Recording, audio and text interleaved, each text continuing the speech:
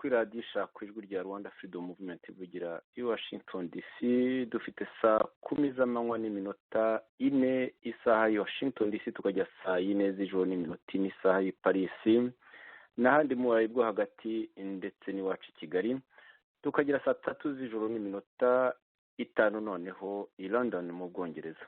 Uno munsi turi kwa mbere tariki ya 22 nako tariki ya 20 Kanama umwaka wa 2018. Uno ukaba ari umwanya w'igice cya kabiri cy'ikiganiro twabagejejeho tariki ya 26 Nyakanga, hashize iminsi 25 rero. Ikiganiro twari twise FPRDMI Kayumba iherutse gushinja FRN ya ba Sankara gukwiza ibihuha by'intambara. Twari twashyizeho n'inyito ndende kugira ngo noneho kugira ngo ikiganiro kibe cyakumvikana neza.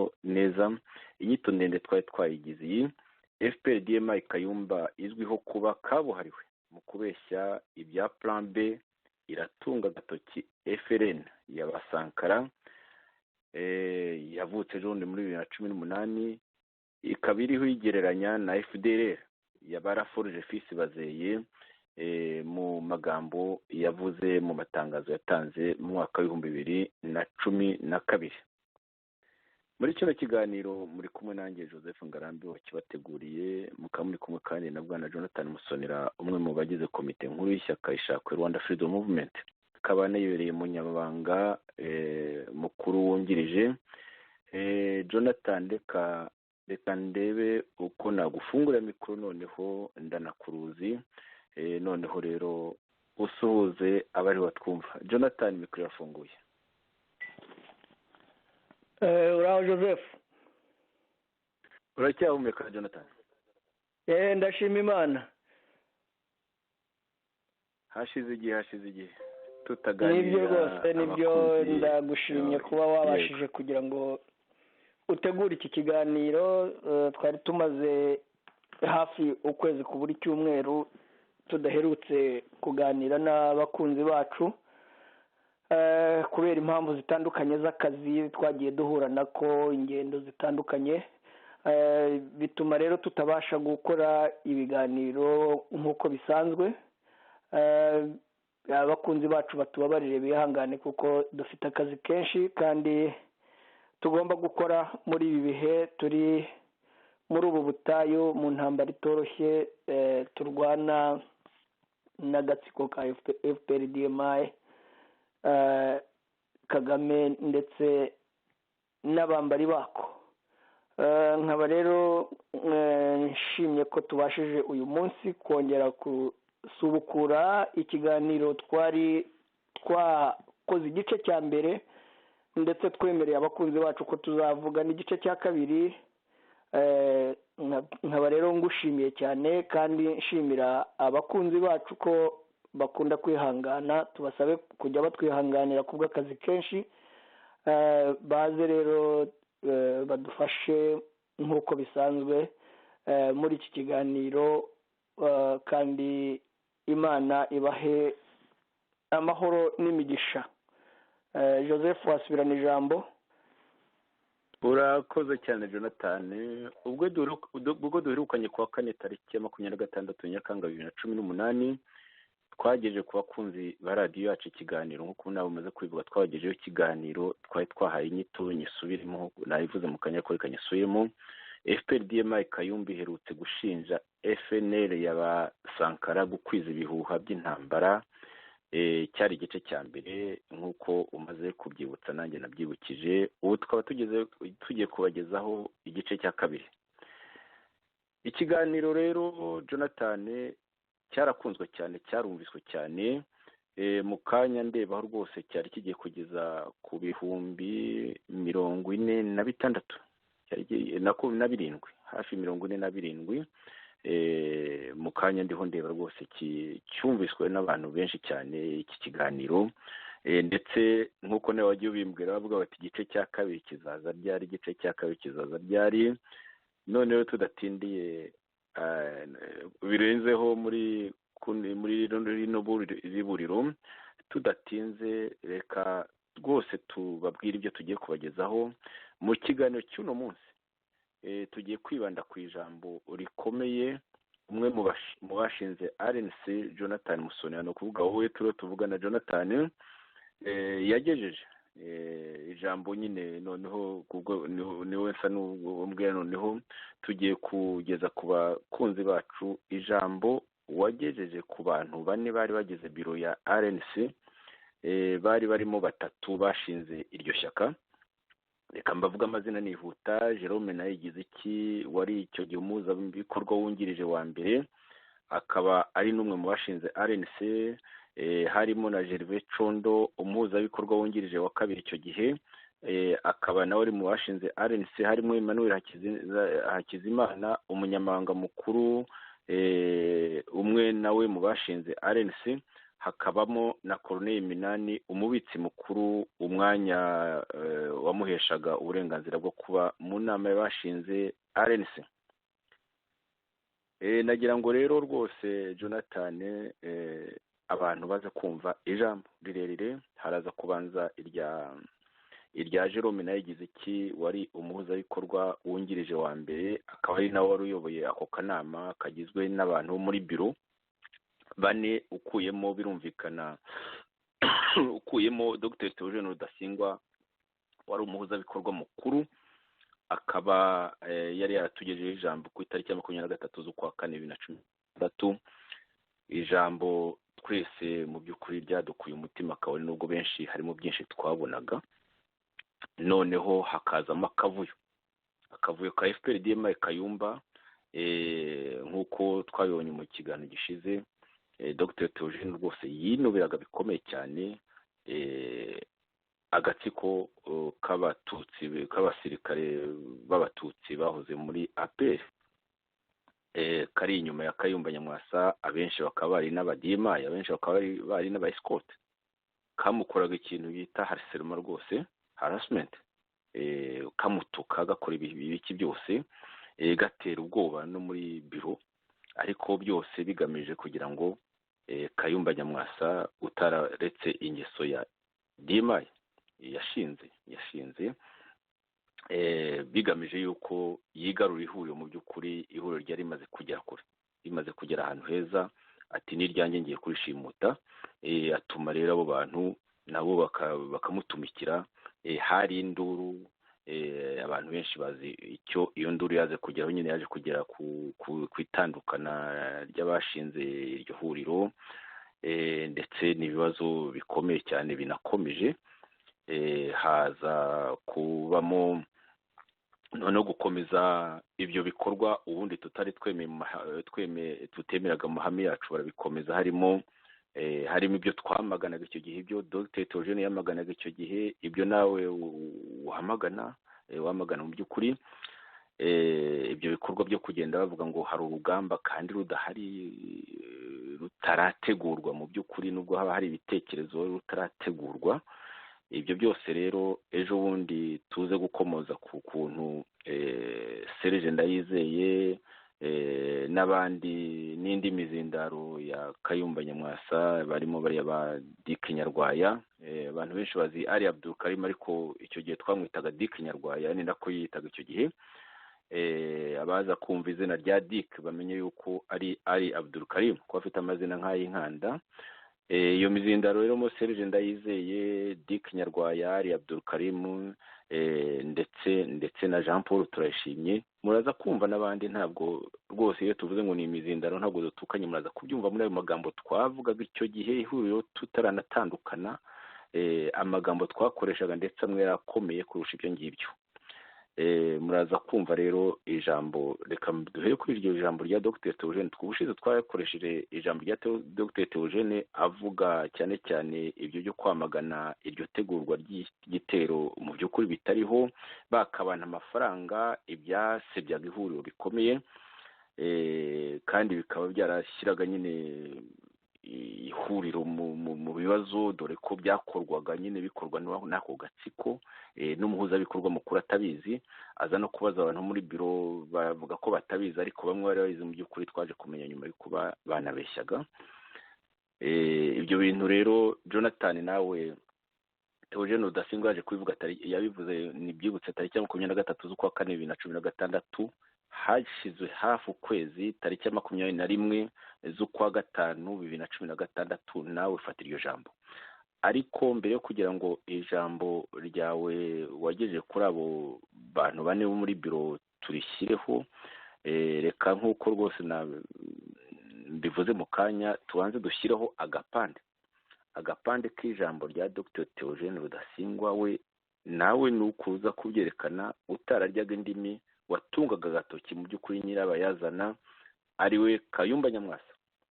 Ahangaha rero ariho arabwira bagenzi bashinganye ihuriro mu nduru nyinshi birumvikana kuko abo bose Jean Paul Turayishimye kuko nawe yari mu bashinze ihuriro yari muri iyo nama, Dick Nyarwaya we ntabwo ari mu bashinze ihuriro, icyakora turishinga yari ahari agira ubwoba ntiyarishinga, ariko Kayumba Nyamwasa nyine kubera igitugu n'uburiganya aza kudushukashuka tumwemera kugeza muri iyo nama, ibyamuhaye imbaraga zo kujya mu by'ukuri adurumbanya inama, akora ibikorwa by'iterabwoba birimo nyine ibyo tugiye kumva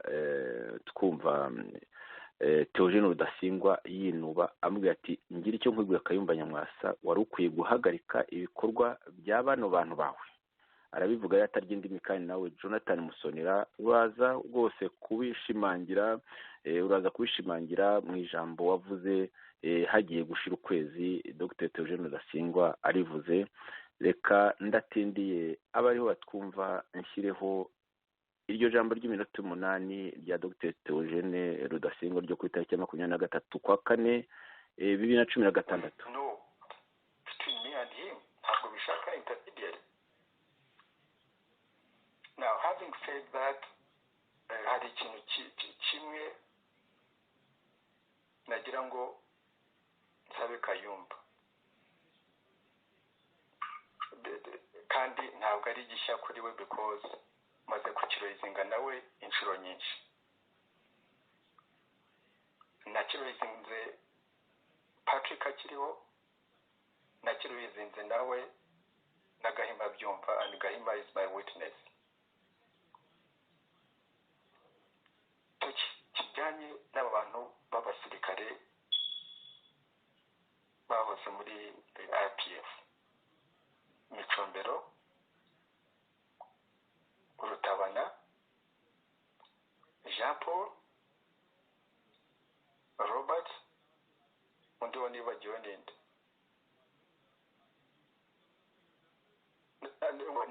nakincludinze nakembura abo basirikare, nakincludinze ayo Musonera, ariko Musonera kuko nawe azagira ibyo avuga azivugira ibye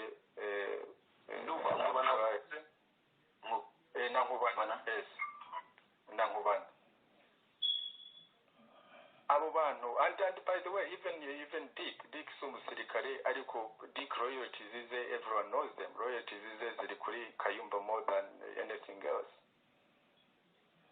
I don't buy the idea, Kayumba, after ibyo nakubwiye many times, igisubizo cyuma kiri standard cyo kuvuga ngo abantu se wabagenza uti, ndababwira ariko abantu niko baba bameze.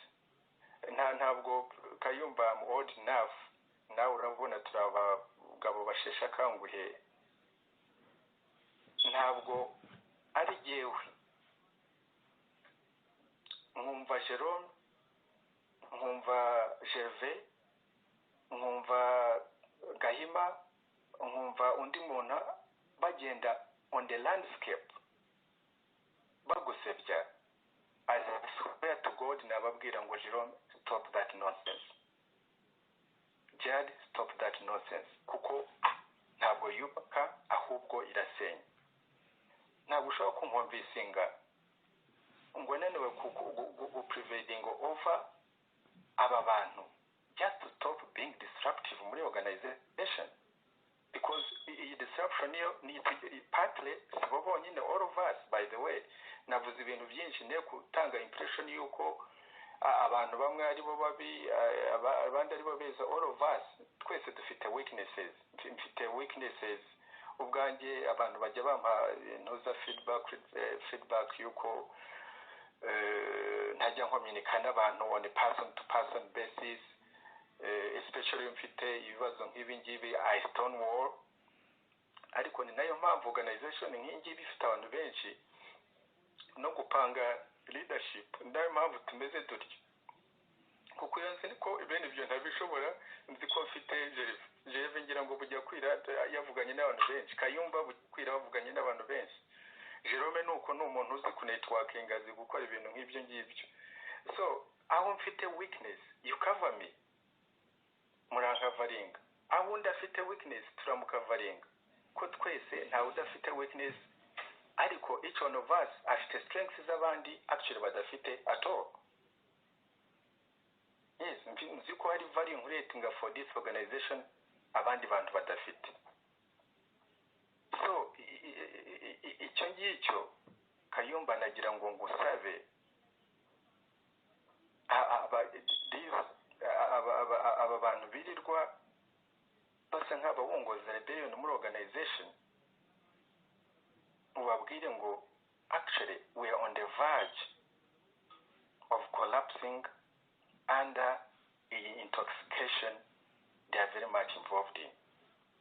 Icyo ni ikintu rwose, iyo nuko ntagize ibipapuro biba bwarampagurukije kera nkongera nkaza nkabigusubiriramo, ariko maze kubikubwira inshuro nyinshi, and I honestly think you could be capable kuba wabwira abo bantu ngo simply stop this nonsense. Yes, ibintu byo kuza kwisihinga ngo amategeko ngo biki byose, ariko se kuba muduhari kuki tutabyivugira? Yes, uzabivuge Jean Paul, ariko you're going to have your time. uratuma umuntu mu nama ku bantu muri kumwe murama, ibyo n'agasuzuguro ubwabyo.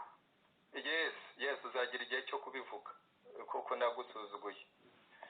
So nicyo ngicyo nagira ngo nkwisabire Kayumba, and I think you are capable of helping us and helping the organization. And I think you will. That's iyo ni evidence ibyo ndimo kuvuga. So nagira ngo rero jewe mbabwire yuko I'm still very much committed kuri struggle, nzayigumamo ku bintu bijyanye, however n'ibintu bishobora kuba bipushinga for ibintu biri military, ibintu by'intambara, nagira ngo genda mbivugira ahangaha ntazaba second guest, unless ari ibintu tuganiriyeho muri organization biri absolutely under political control, byo twaganiriyeho na colleagues muri coalition, ari ibintu bishingiye kuri ideology yo twumvikanyeho dufite commitment, yewe I will not support it, and I will not be party to it. Nuko rero yewe nagira ngo mbabwire, nicyo naryo jambo nagira ngo mbagezeho ku bijyanye n'ikintu kiri very much on the horizon, kuko nababwiye ngo you may decide yuko muri bushake, if you prefer kubona ko nta kibazo dufite mugakomeza muri iyo ntoza, I want to continue to be your leader for a long time. Nagira ngo mbasabe ku kintu cya Buruseli, biri ko bitumvikana ukuntu twaba tumaze iki gihe cyose tuvuga ngo amatora ya Buruseli ngo biri complicated, ngo bigize bite, abantu 80 ushobora kugenda ngo ubwire uti by show of hands mwemeye gushyiraho umuyobozi, either muzabyemere mu bikore mu nama ngaruka kwezi y'ubutaha, because I won't serve beyond them.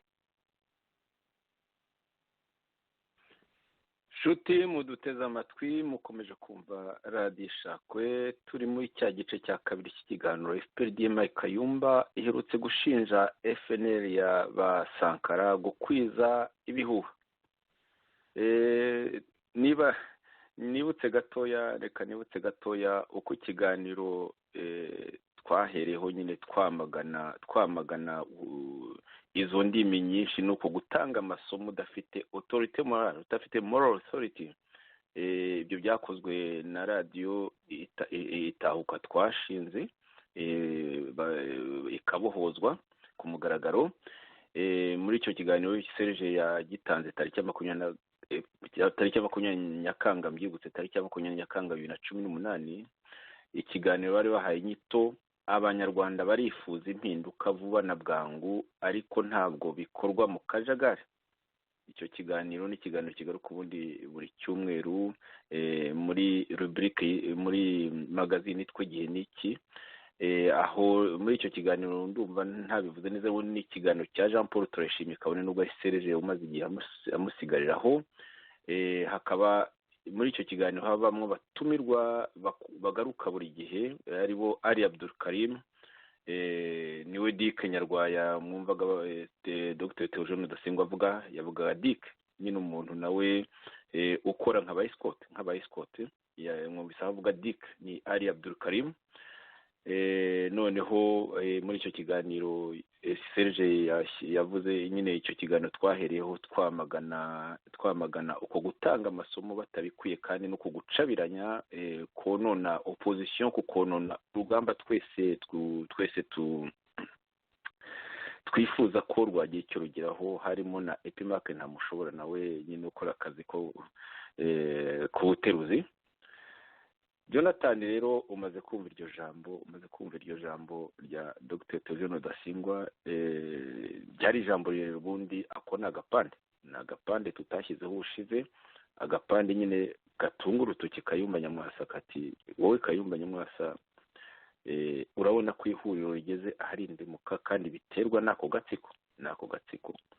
Ati ibyo wambwiye umbwira ko ngo ntacyo wakora, I did not bought it. Ati sinigeze rwose simbyemera.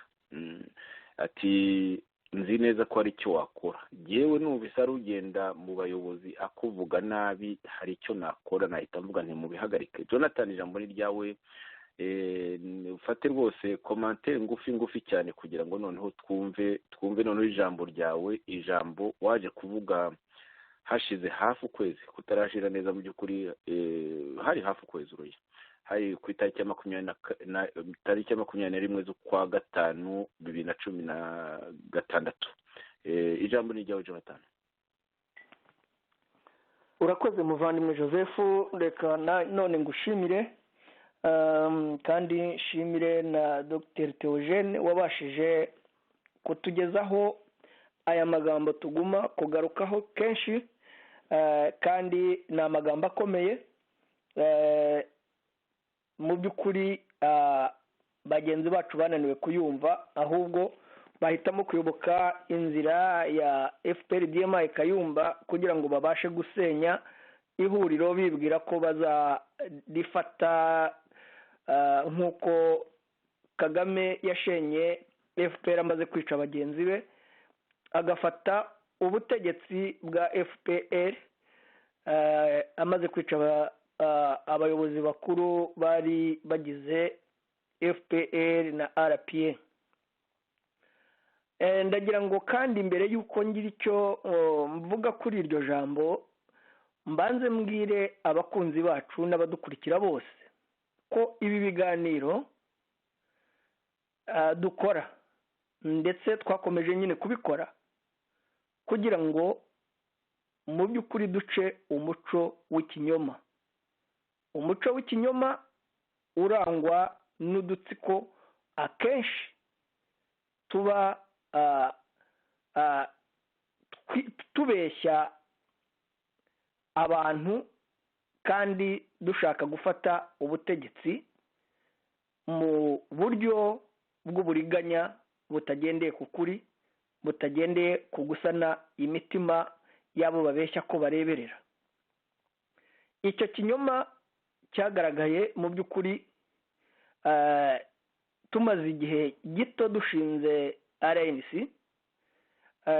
ku buryo cyagiye gisenya amashyaka. Twagiye tubivugaho uburyo Kayumba na Micombero, ndetse Micombero urabizi ko ari umukozi wa Kigali, yagerageje misiyo ze yabashije kuzishobora gusenya FD inkingi, kwicamo kabiri mu gihe cya bankiko no gucamo kabiri RNC. Rwose akazi ke yagakoze neza, arabishobora. Kayumba bimufashijemo nawe yibwira ko arimo amukoresha kudusenya no kugira ngo azamufashe gufata RNC mu maboko, cyane cyane abifashijwemo na Condo na bagenzi be. Ibi rero tubigaragaza kubera iki? Kubera ko u Rwanda rwageze ahantu habi mu mitegekere yaruranze. Iyo mitegekere y'udutsiko yagiye isiga imenya amaraso, abandi bagahunga, igasiga imfubyi n'abapfakazi, ndetse igasahura n'imitungo y'abahunze. Uyu munsi wa none tuvuga ko turi muri opposition, turwanya FPR-DMI Kagame. Ni gute dushobora kwemera ko opposition yubakwamwo FPR-DMI Kayumba na MRND-CDR iyobowe na bamwe mu bo twari kumwe aribo ba Condo na bagenzi babo, bibwira ko bashobora kugira ibyo bafatanya na FPR-DMI Kayumba, bakareba ko bafata igihugu bagasubiza igihugu mu kangaratete? Uko icyo Kayumba ashaka nuko abona ubutegetsi nawe bumuha iminite yo gutuma atafatwa ngo abazwe ibyo yakoze, cyangwa se abona uburyo bwo kwica abo yasize atarangije. Aha rero uku kuri kose tuvuga n'ibyo tugenda dushyira hanze, ibyo byose ni ibiganiro n'impanuro twagiye duha bagenzi bacu. Hari izo Theogene yatanze, hari n'ibyo mugiye gukurikira. Ikiganiro ubwanjye nabahaye mbereka ko niba badahagurutse ngo bararame bace urubanza rutabera bakoresheje ukuri, ihuriro n'irisenyuka ritazabasiga. Muri make ntabwo ndi bujye mu bisobanuro byinshi bijyanye n'iri jambo rya Dr Theogene, kubera ko twarivuzeho inshuro nyinshi kandi mu by'ukuri rirasobanutse. Ibyo byose byakozwe mu mwaka wa 2016 mbere y'uko dutandukana, twerekana ko ibyo bitazashoboka kandi ko tutazabyemera. Ndagira ngo Joseph, tudatindiye abakunzi bacu, dukomeze kugira ngo igihe kitaza kudushirana. Urakoze cyane Jonathan. Ngira ngo muri iryo jambo rya Theogene bumvise ukuntu n'ubukana bwinshi nk'uko yari asanzwe abigenza mu yandi manama. Escote Jean Paul Turayishimye wahoze yari Escote nyine wa Kayumba Nyamwasa, akaba yari ku butumwa nubwo yagerageje kurogoya Theogene Rudasingwa ngo amurakaze bityo byose bihagarare.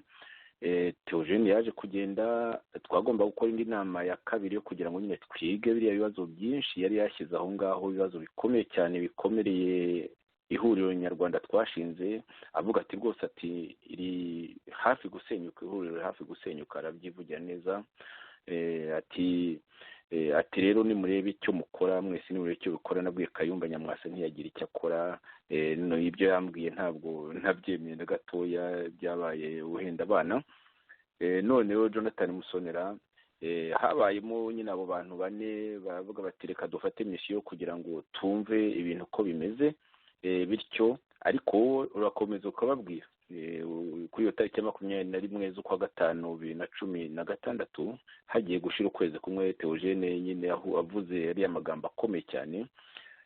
Nawe wafashe ijambo.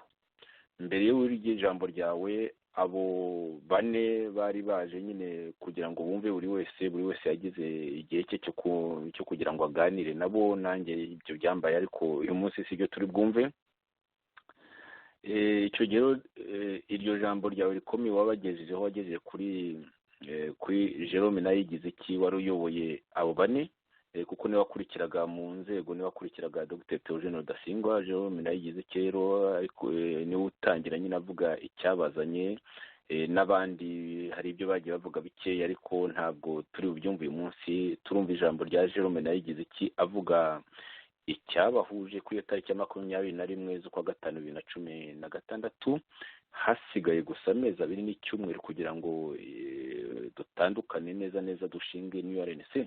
Nabyo mbyibutse, aributsa nyine icyabazanye muri iyo nama, bagusaba bati vuga ibibazo uko ubibona, bati ndetse utange n'umusanzu w'uko byakemurwa, ariko nawe hari aho uza kubabwira utese mwebwe harya muzabazwa n'abandi, nyine nko kubabwira ko nabo bahari muri ibyo bibazo, ndetse ntiwari uyobewe ko wasaga n'ubwo nyine ko bashyigikiye bimwe mu bibazo, bagashyigikira bamwe mu batera ibibazo. Mu by'ukuri cyaje kubaviramo nyine izina ry'abateruzi b'ibindi. Reka twumve rero iryo jambo, ni ijambo rikomeye Jonathan, inshuti muduteze amatwi, reka turishyireho. Ni ijambo ry'iminota 38 ariko muritega amatwi, ni ijambo rikomeye cyane, risobanura byinshi, rituma abantu bamwe bumva nyine bumva birushijeho uko muri opposition hakunze kubaho ibibazo, bumva birushijeho ibyo dukunze kuvuga, bakaba banakumva ko tutabivuze gusa ari uko twatandukanye, ko ari ibintu twari dusanzwe tuvuga tubivugira imbere, ariko bakanga ko tubicoca bityo tukabizana mu banyarwanda. ntabwo turwitse rw'ingosho. twashatse kuba twarabikoze mbere ya none, kera rwose urabona muri ya nama, iyi nama itashoboye gukomeza kubera ko nyine umuhuzabikorwa yagize impamvu zituma asohoka, noneho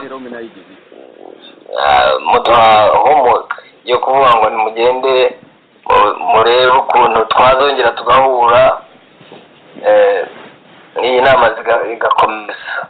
ubwo rero twarahuye karya kanya turavuga tuti nibyo koko inama kugira ngo izakomeze, ibibazo byo birahari, ariko abantu bagomba kubiganira neza, batabiterana nk'uterana amacumu, badaterana amabuye, badatute.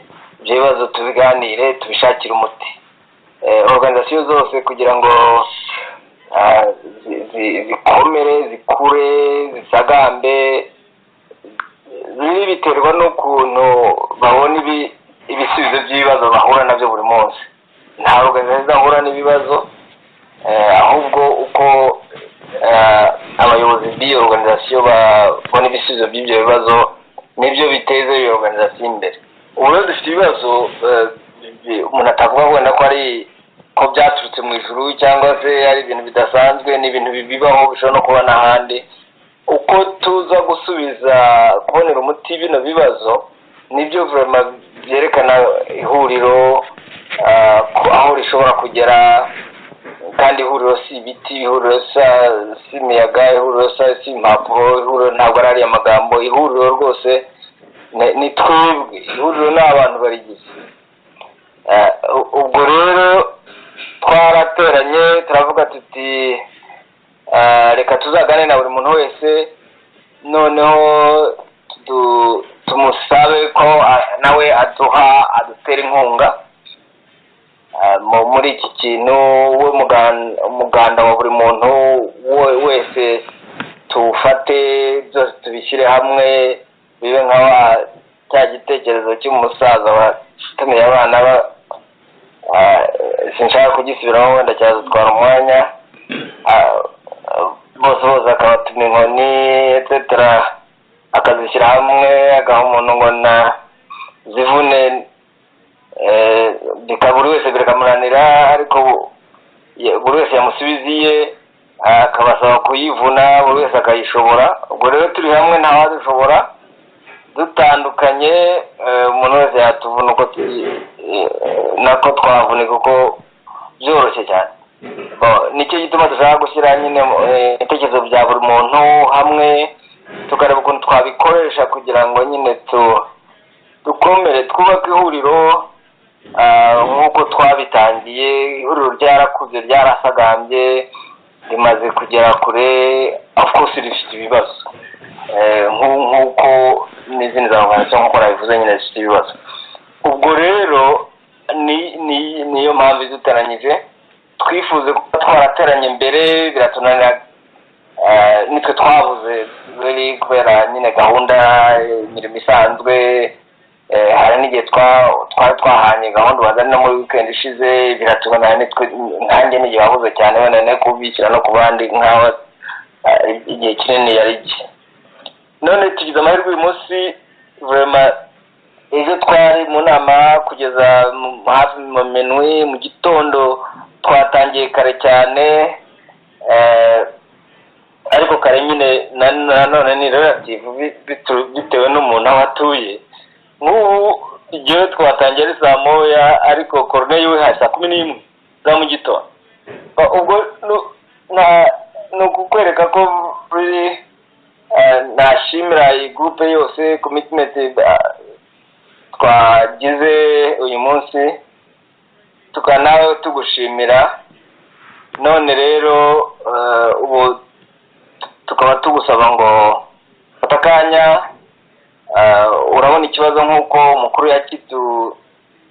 yakitugejejeho nubwo tutabonye igisubizo nyine ni nacyo tuganira n'ibyo tuganira n'ibindi byose washaka kuvuga wabivuga cyane cyane ko uko yabi presence twese turabyibuka yafashe umwanya uhagije arabisobanura ariko aza kurangiza avuga ati mu ihuriro hari abantu bananiza ihuriro kandi n'abayobozi bakananiza ati igihe bakananiza muri makeya yivuga nyine ati kandi hari umuntu wabashobora aramutse babujije wenda byakwemera ati narabimusabye igisubizo yampaye ntabwo nagishimye ati kandi nanubu kizera ko yabishobora kandi nanubu ndabimusaba. Yarangije ari uko avuga ati ndamusaba ko yadufasha akavuga n'abo bantu bavuga n'amazina yabo etc etc. Ariko rero urumva turagira ngo nawe ufate umwanya upresente ugira icyo bivugaho utanga nyine na solution ko ariyo nkunga yawe tugusaba uyu munsi. Nurangiza turafata akanya natwe tube wenda twakubaza cyangwa se twasharinga nawe ibitekerezo byacu etc bikurikije n'ikiganiro. Muri make umwanya no wawe kandi urakoze cyane. Urakoze bwana Jerome kuba umpaye ijambo n'ibi bitekerezo ngejejeho. Ndashimira na bagenzi bacu babashije noneho ko duhurira hamwe kuko ubushize babiri muri mwe bari babuze. Ndabashimira cyane iyi time mufata yo kugira ngo twegeranye ibitekerezo turebe ibibazo dufite tubashe kubiganira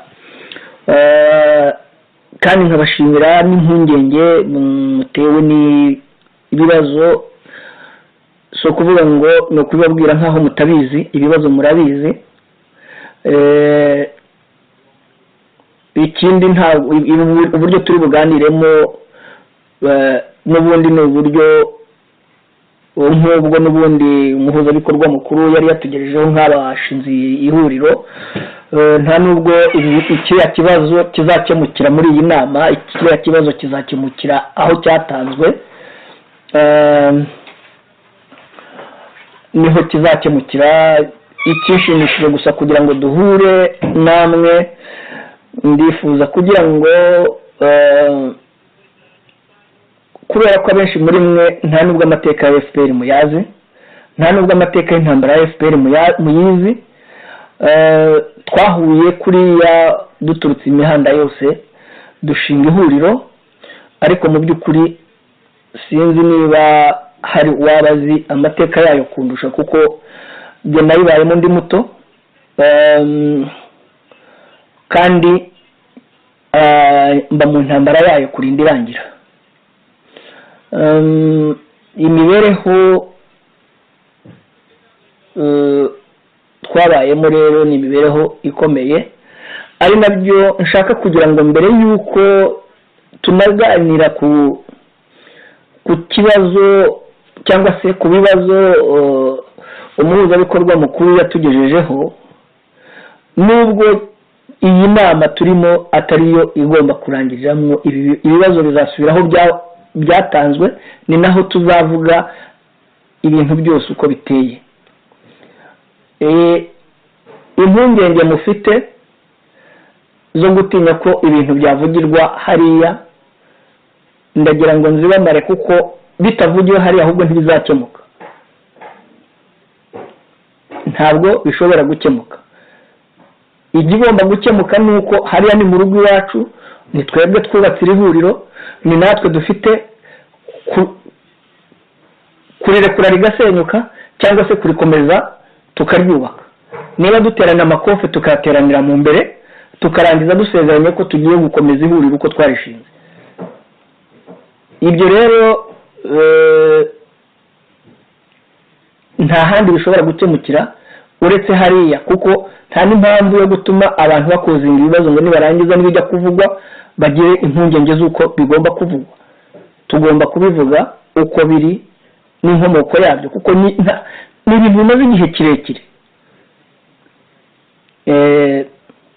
Nkaba rero ikinshimishije kuba duhuye muri bane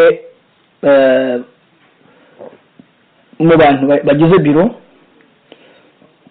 kandi mu bantu twashinganye ihuriro.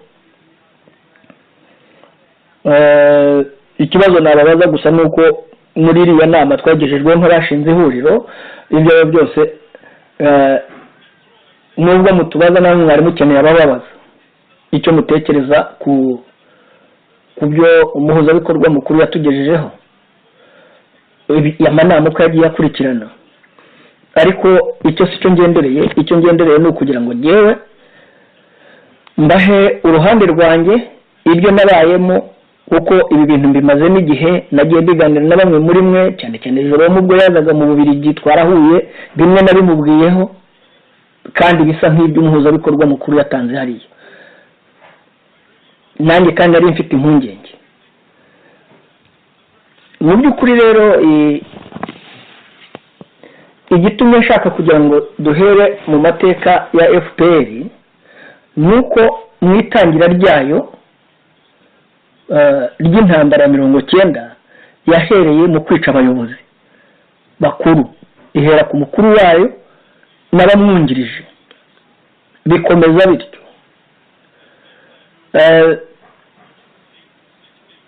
Kagame afata ubuyobozi yabufashe kubera akagambane, atangira nawe kwica abasanze kubera ko batamwemeraga. Ariko kubera amaburakindi yuko nta shuwa yindi yari ihari, bemera kuyoborwa na Kagame, kuko nta yindi shuwa yari ihari, batari busubire Uganda dukomeza intambara tuvuga ngo wenda nitugera mu gihugu bizahinduka. Ahubwo aho guhinduka birushaho kuba bibi. Abasirikare bakuru bagenda bapfa kandi bishwe na bagenzi babo, kugeza n'aho abapolitisiye batangiye gupfa kuva dufashe igihugu kugeza uyu munsi wa none. Systeme y'amacakubiri yo kugira abantu batumvikana, iyi systeme iri iwacu, ni systeme yo muri FPR yo kugira agatsiko k'abantu bafite umuntu basa nkaho bakorera badakorera ubuyobozi. Ni ibintu bimaze igihe kirekire, njye narwanye nabyo kuva mbere. Muribuka neza ko nagiye njya mu manza kuva mu gihe cya Kazungu, mu gihe cya Manzi, mu gihe cya Murayi.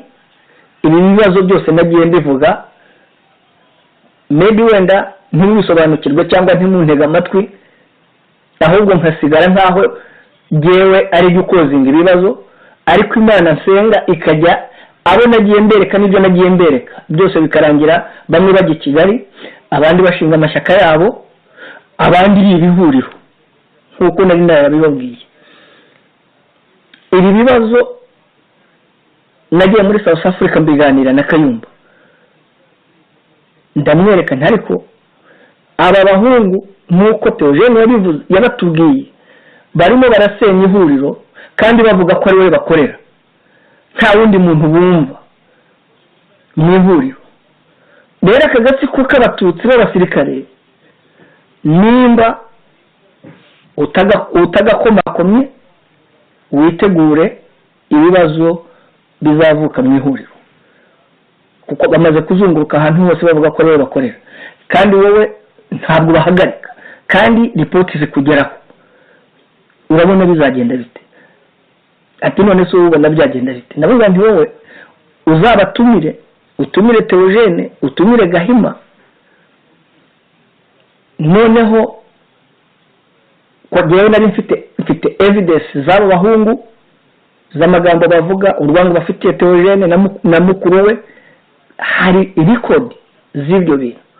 Uriya mugabo arabizi. Ndavuga nta kintu gishobora kubikemura niba ushaka gusevinga ihuriro kandi ugasevinga izina ryawe, bahamagare. Umugabo anyemerera ko agiye kubikora, akabitumira tukaganira kuri icyo kibazo. Ntabwo ariko byagenze, byagumije bityo kugeza naho bigera hanze ku buryo abandi bantu babibona bakagenda batubaza, umuntu akabura ikintu asubiza, kugeza aho abashoboye kuvugana na Kayumba na Theogene bagiye bababaza. Ibi bibazo rero tumazemo iminsi, mubona uko biro imaze iminsi isa nkaho mwebwe ntimukina baho. Turaza induru zikavuga, muzi ikibazo cyabaye Buruseli. Ntabwo kiri ari cyo kibazo cyabaye imbarutse, ariko si cyo kibazo. Ubu aho ihuriro rigeze nta nubwo mu by'ukuri urebye uburyo ubu ngubu ihuriro rihagaze riri mu mayira abiri. Nta nubwo nibaza ko uyu mutwe nimukurikirana neza ibiganiro tumazemo iminsi, muzumve bivuga nk'abafite undi mutwe, yaba ari Jean Paul, yaba ari Dike, yaba ari Micombe, ni nk'abantu bafite undi mutwe. Mwibuke ejo bundi Theogene asohoka mu nama, amagambo Jean Paul yavuze avuga ngo uko avuga biriya by'uko Theogene arya ruswa cyangwa ngo asabye Kayumba ngo nawe ngo natwe dufite ibyo twavuga, ngo usabye Kayumba uvuga ko ngo yanga abahutu. Izo ni allegation ziri serious. Muribuka ibyo Dike yavuze ngo narinzi ko ngo ari giye uzayobora ngo urugamba. Mukurikiranye neza ibiganiro byagiye bikurikira uko byagiye bigenda, basa nkaho bafite umutwe wabo uhanganye n'ihuriro.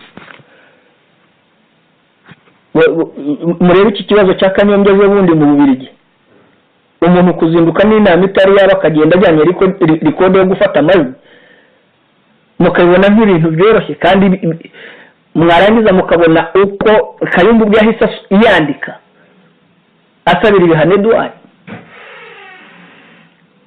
Ikibazo tukagenda tukireba nk'ibintu biri aho byoroshye, kandi ni ikibazo gikomeye tutakirebeye mu buryo bwo kubwizanya ukuri. Nta naho ihuriro rishobora kujya, kuko ihuriro ryamaze kubakwamo systeme ya RPF yo kumva ko hari umuntu tugomba kubona nk'aho ari we umukuru kuruta ubuyobozi buriho.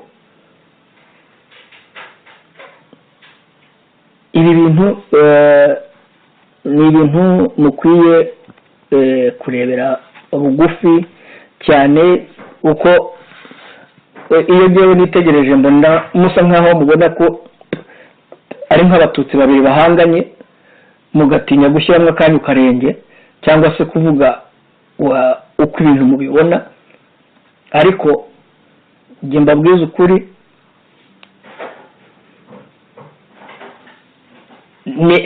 ihuriro riramutse risenyutse twese tuzasenyuka, ntawe uzasigara. Hatabayeho rero guhaguruka ngo tubwizanye ukuri, tuvugishe ukuri, ntabwo ibi bibazo bishobora gukemuka. Impamvu rero ni iyihe? Impamvu ni ukureba niba tukemeranya ku nshingano z'ihuriro, tukareba uyu mwuka uri mu ihuriro uturuka kuki, ibibazo umuhuzabikorwa yatugejejeho n'uburyo inama zikorwa, mu kumva ukuntu abantu baza batukana, muba mubona koko amaherezo se azaba yahe, igihe ikibazo kizakemuka cyangwa ntikizakemuka. Rero mu by'ukuri nkumva igikwiye gukorwa ari iki? Igikwiye gukorwa ni uko tugomba gusubira muri iriya nama tukavugisha ukuri kw'ibintu byose uko biteye, tukabishyira hasi tugashaka n'umuti. Kuko nakoze mistake ya mbere njyewe ninga RPF, nyihunga bigikubita, ntabwo nshobora gukorera muri systeme yayo kandi n'ibeshya ko ashobora kubyubaka ari ibeshya, tuzabirwanya mpaka kandi tuzabisenya.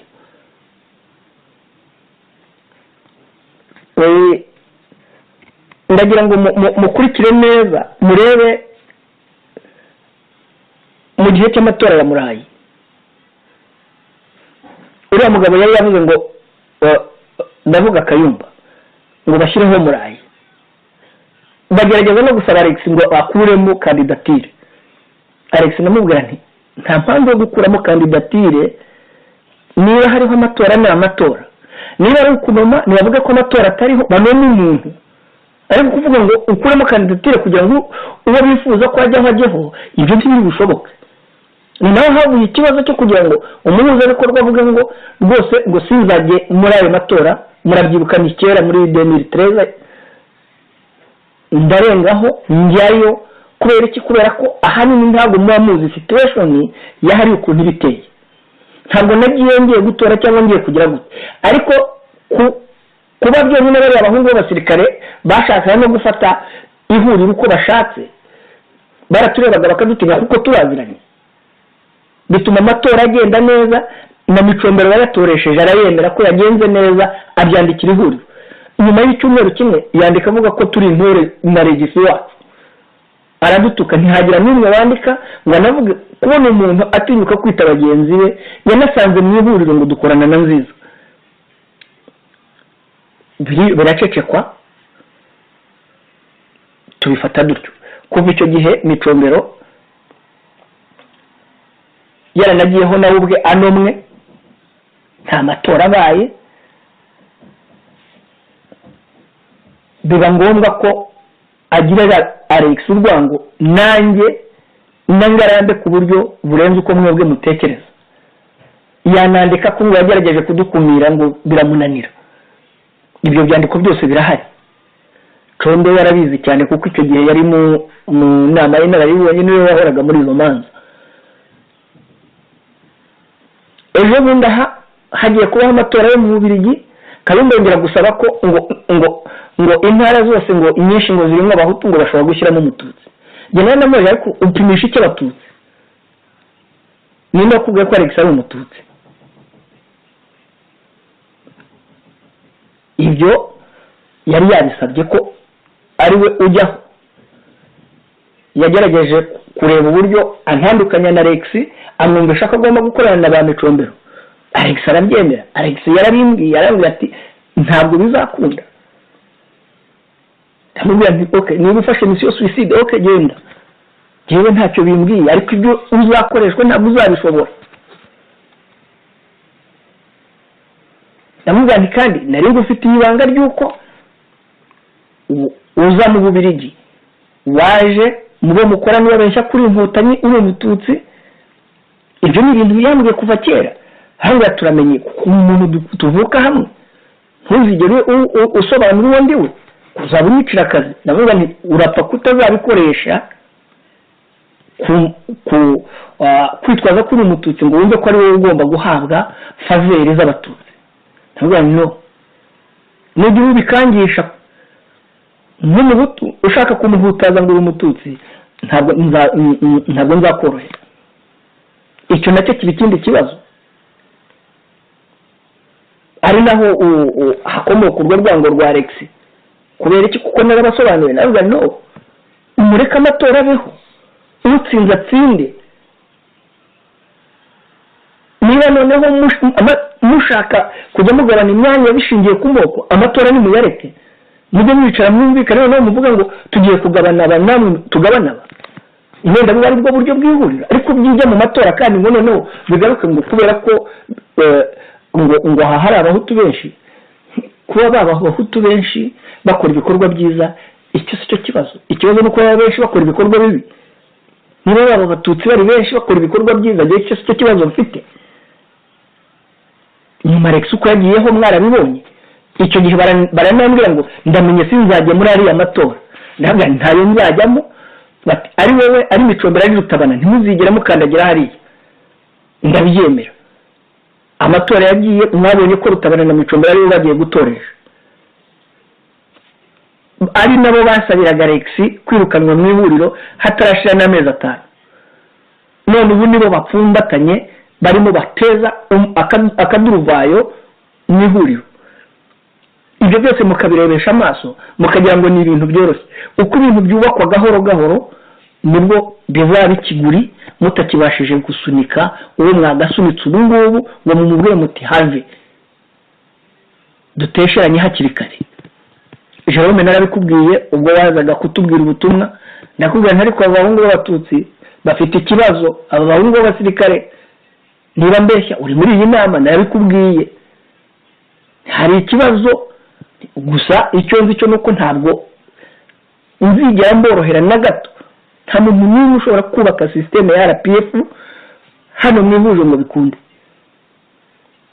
tuzayirwanya. maze rero mu by'ukuri mubane n'abantu mubazi, amateka ya FPR murayazi.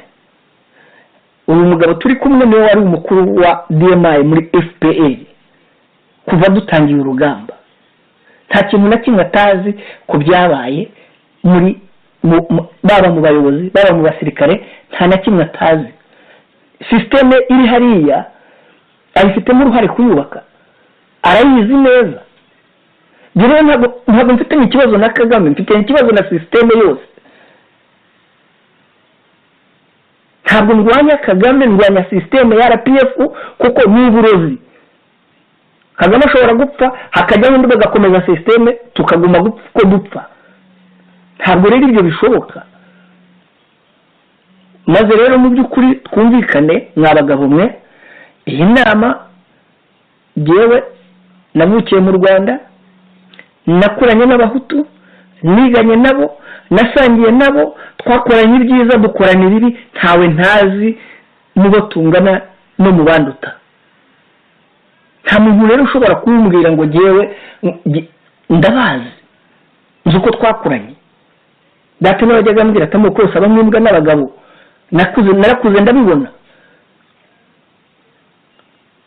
ntabwo rero dushobora kuvuga ngo tureberera ibintu umuntu araturegeye ibintu bimaze igihe. Njye nifuzaga ko hageraho kiriya gihe tugahura face to face kugira ngo mbumvishe amajwi y'abo bahungu n'ibikorwa byabo n'amagambo bavuga imbere y'uriya mugabo, ariko ntibyakunze kuko nibyo nashakaga. kandi nagerageje gusaba na bamwe muri mwe kugira ngo byibuze nihagira nubona akanyonzwe tuzahure, ko hari byinshi mfite nakabumvishe mwakagombye kumenya. umuntu abakirana nabyo iki gihe cyose. nabaye ikibazo n'ihuriro kubera iki? kubera kurwana no kuri proteja. ntego umugongo barawukubita sinananirwa, ariko noneho bigezaho ikibazo narwaniye imyaka 4-5 ishize kije habona, kandi kije habona noneho kizamwe n'ubuyobozi bukuru. iyo nza kubivuga kera byari kumbera ikibazo ko nahoraga mu manza ngahora mu manza ntabwo ni manzi ni umujura manzi afite rikodi y'ubujura afite mandadare y'abafaransa ibintu bijyanye n'umutungo nimurebe ibindi mumukoresha bakumva ko ibyo ari ikibazo bigezeho ndavuga ngo jye nanga abahutu se nanga abahutu ubu musonera yanze abahutu ninde mututsi wabakunda ibyo mvuga n'ibyo nkora ni ibintu maranye imyaka n'imyaka kigera muri iki gihugu muzakurikirana amateka yanjye ntabwo mvuga ibintu ntemera nta muhutu mpongoza cyangwa nkaresa ngo urakaresa impunzi se ngo bimarire iki dusangiye gupfa no gukira ikibazo kizanyica nicyo kizakwica ibirego n'ubu noneho baravuga ngo amagambo mvuga n'ibikorwa nkora ntabwo ndi umuresikape ngo ngomba kuba ndi umuhutu ibyo ni ibintu biri aho ngaho birirwa bavuga ni ibintu biri aho bagenda bavuga ngo mwumvise ko ngo banguriye imodoka ngo natse amafaranga abahutu ngo bangurire imodoka ibyo ni ibintu byose mwumva mukabyumva mukagira ngo ni ibintu byo gukina ni ibintu byo kwica izina ry'umuntu bakoresheje ibigambo biteye bityo nagize intambara kuri iki kibazo cyo gushinga ihuriro mu buryo bwo kwibukira hamwe iki kintu murakizi muzi intambara narwanye nazo muzi ko ibi bintu nabiburanye na Rutabana no mu nama yacu ya biro politike tukigira n'ubu turacyagifiteho impaka kumva ko ngo abahutu bagomba kwibuka ukwabo abatutsi bakibuka ukwabo ngo navanze ibintu bitavangika genda mubaza ni ikihe gihugu uzabona kitarimo aba bantu bombi abahutu twibuka nimwe mwabishe none kandi ntimushaka ko banibuka urashaka se kugira ngo bigende bite ibi byose nabivugiraga muri biro politike ni ikibazo dufite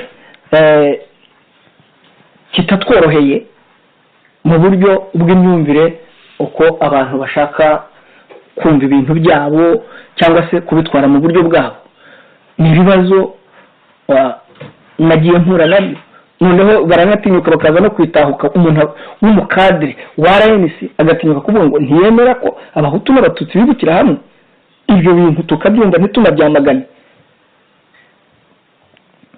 none se ubwiyunge bwacu buzava hehe hari ibintu byinshi mwakagombye muhaguruka nk'abayobozi bakuru mwitinya mubona ko ari intambara y'abatutsi ngo murabona abatutsi bari mu ntambara wenda mugatinya kumva ibyo rero byose ingaruka turazisangiye twese tugomba guhaguruka mu kararamba tukamagana uwo ari we wese ushobora kudushora mu nzira zo gusenya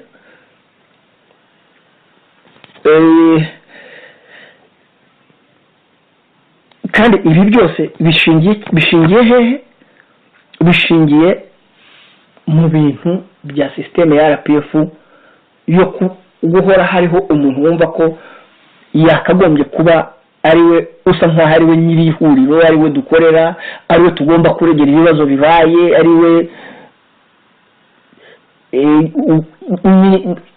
ari we kizigenza ari we ugomba gushyiraho abashaka gushyiraho agakuraho abashaka gukuraho ibyo rero ntabwo bishoboka ihuriro twaryubatse turiho isura ikwiriye u Rwanda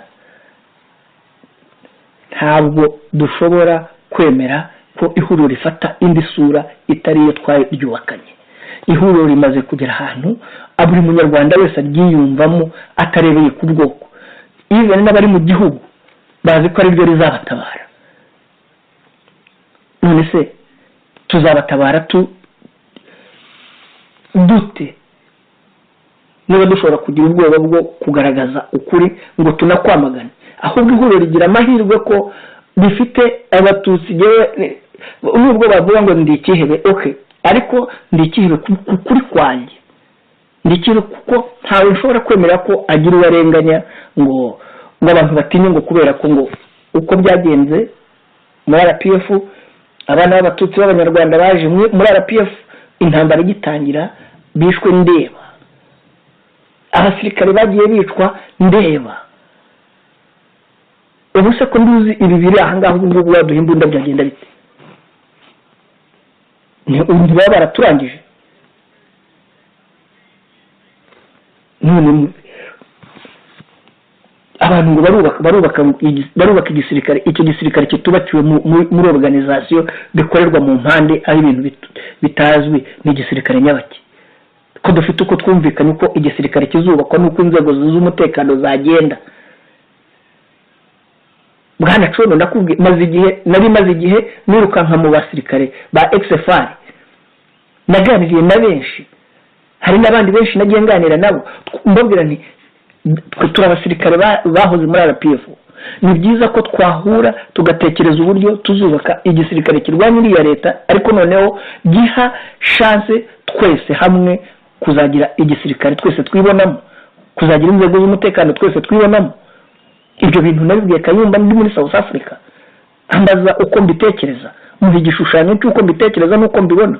Ndamubwira nta yindi nzira uretse kuzamuka turi 50-50, ku buryo ntawe ushobora kuvuga ngo uyu nguyu ari hejuru y'undi, kandi tugakora twuzuzanya.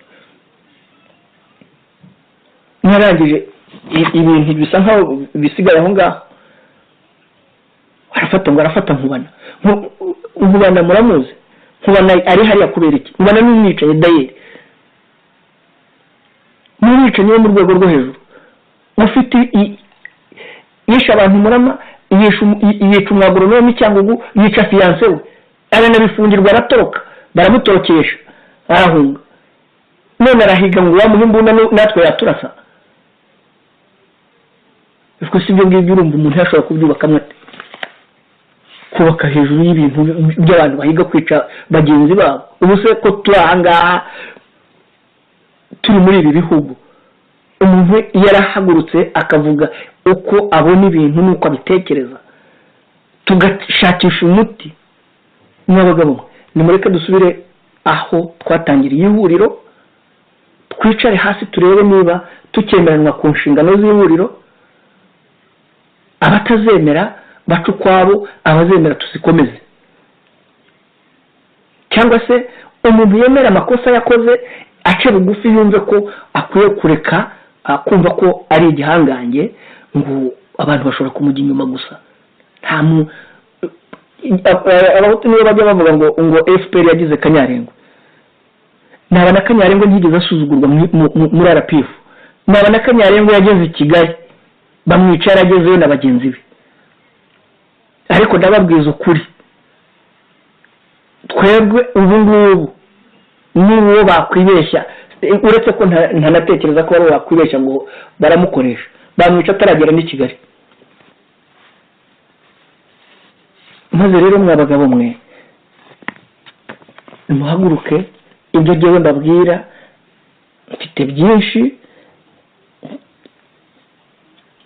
nshobora kuba nababwira, ariko ibyinshi nzabivugira imbere ya Kayumba mu maso ye. Mfite ibintu twaganiriye, mfite ibintu biri recorded, mfite byinshi, nimba hatabayeho guca bugufi ngo twubake ihuriro mu buryo buciye bugufi, ntashobora kuzarega agahanga ngo abantu bajye kumwica. Turacyakeneye kurera abana bacu, turacyakeneye kubaho. Nubwo umuntu yapfira igihugu ariko ukagipfira uvuga ngo byibuze ngipfiriye mu rukundo, ndwanye n'abantu ku rugamba, udavuga ngo ndatera intambwe ninyitera ntareba inyuma uwo muntu nkubita isasu mu mugongo. Ibintu by'igisirikare ni mwabagabo, igisirikare nabashije kwiga amashuri ahagije y'igisirikare, mfite kose zenye z'igisirikare, ndashobora kuba nakora akazi rwose gashoboka kariko kose, ariko nakagakoze nitangiye igihugu, nitangiye abanyarwanda, ntagakoze nikeka ku ruhande rwanjye hari mugenzi wanjye uri bundase, dutangiye guterana amacumu tutari twatera n'intambwe. Nta muntu ushobora kunkangisha ngo nikanaka ngo azi igisirikare kudusha se. Igisirikare uretse kumenya taktike zacyo no kugira umutima ukomeye wo kwiheba, ukavuga ngo ndetse ubuzima bwanjye, ndetse umuryango wanjye, ubuzima bwanjye muhaye igihugu, ko akenshi utazi kuzanavayo. Ariko noneho igihe umupira n'igihugu upfiriye mu maboko y'abantu bagufitiye urukundo, unavuga uti byibuze ninapfa umuryango wanjye bazawureberera.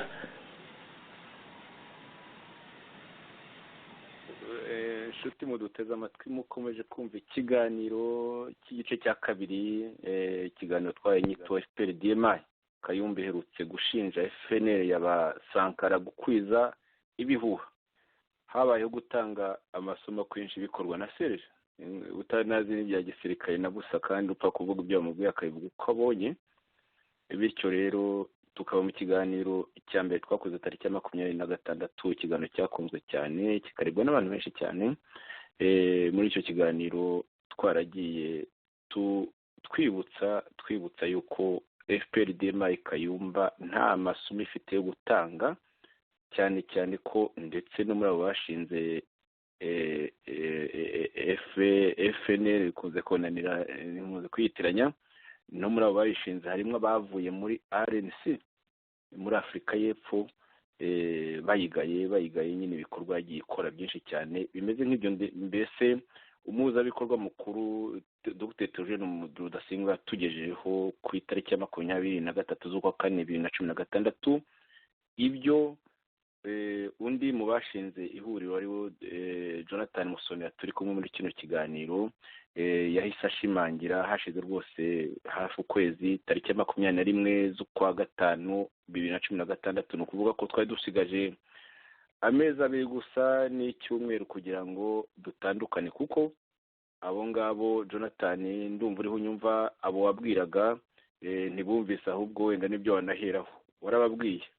Bafashe initiative yo kugira ngo babaze buri wese icyo atekereza, dore ko inama abo ba DMI nyine bakiri ku kazi k'ubu DMI ba Jean Paul n'abandi babaga bakoze ku buryo itaba bakonona inama urwego rukomeye cyane. Inama mu by'ukuri nubwo byari byaravuye muri statut, ariko ari inama ikomeye cyane y'abashinze ihuriro.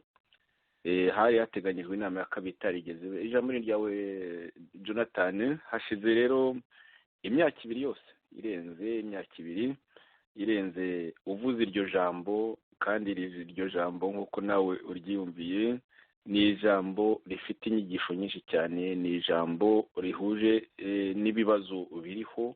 Ni gute igisirikare kigomba kubaho, abantu bashobora kujyana gute ku rugamba nta kintu kigaragara bumvikaniraho, kuko kuvuga ngo Kagame ni umwanzi wacu twese ntabwo bihagije. Ijambo ryawe Jonathan ntabwo uriho unyumva? Ubanza washyize muri mute, kuko ubundi ndagenda ku ruzi. Reka nongere ndebe gato icyo nakora.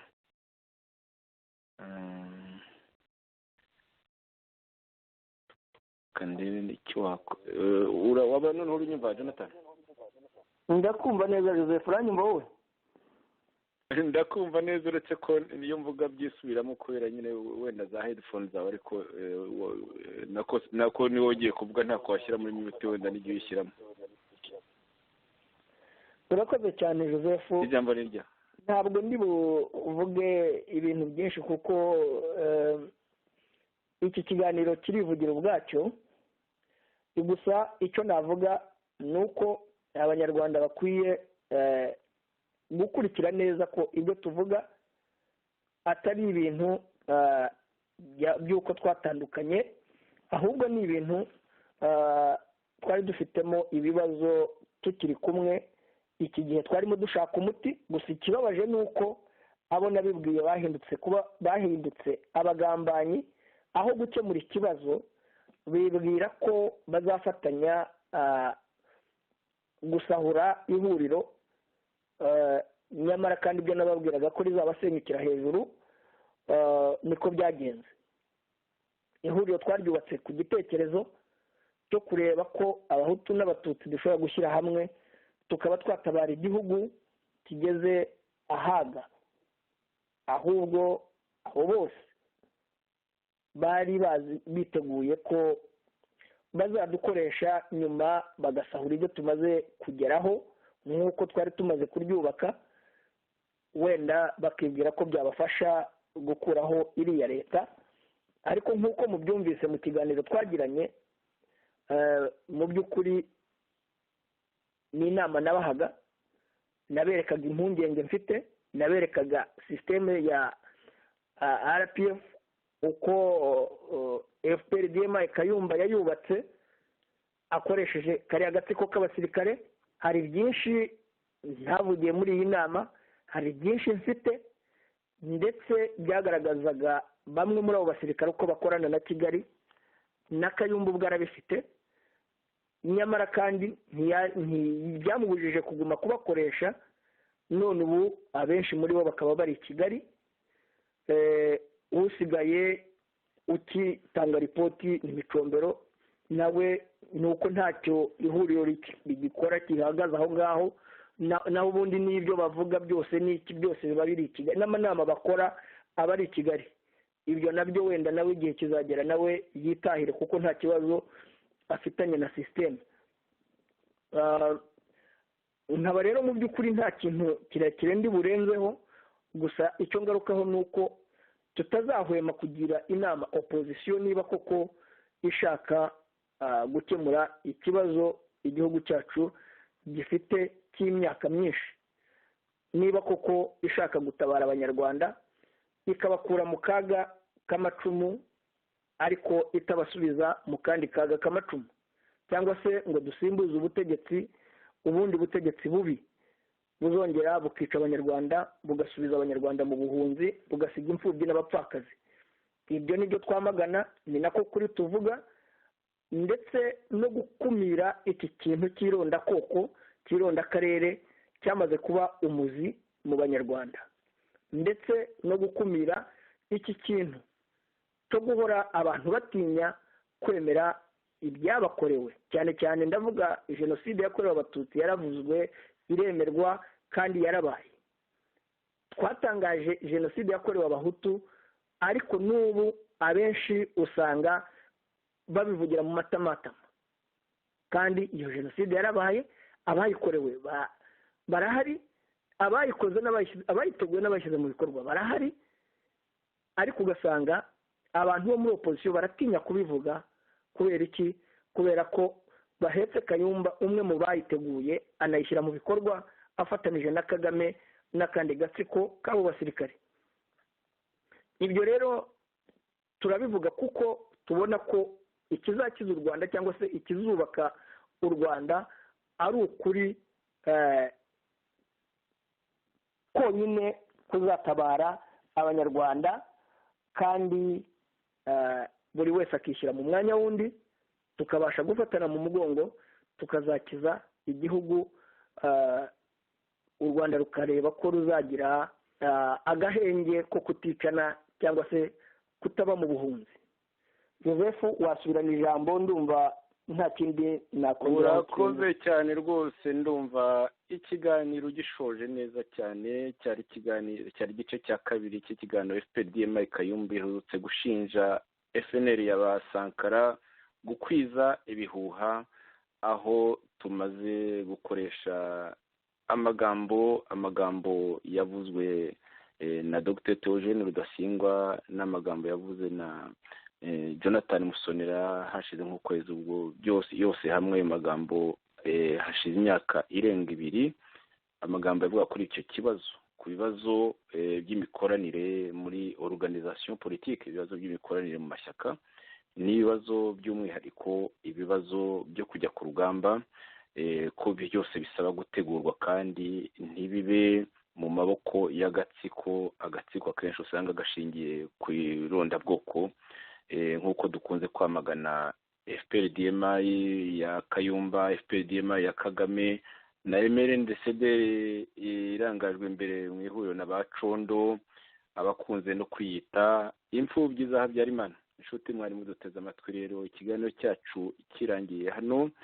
Ni igice cya kabiri, tuzabagezaho igice cya gatatu kandi niba ngombwa n'icya kane, kubera ko amasomo y'amateka, kuvugisha ukuri ni ibintu dukomeyeho, nk'uko twabisezeranye, nk'uko twabikoraga hagati yacu, ariko abanga ukuri bagatuma tukata kubagezaho ubu, ariko tukaba twishimiye kukugeza ku banyarwanda bose. Ijoro ryiza rero, aho bwije n'aho bukeye, muhinge, musarure, muzasarure, muzagira imvura, abajya gukora akazi ko mu biro cyangwa n'akandi kazi nabo bagira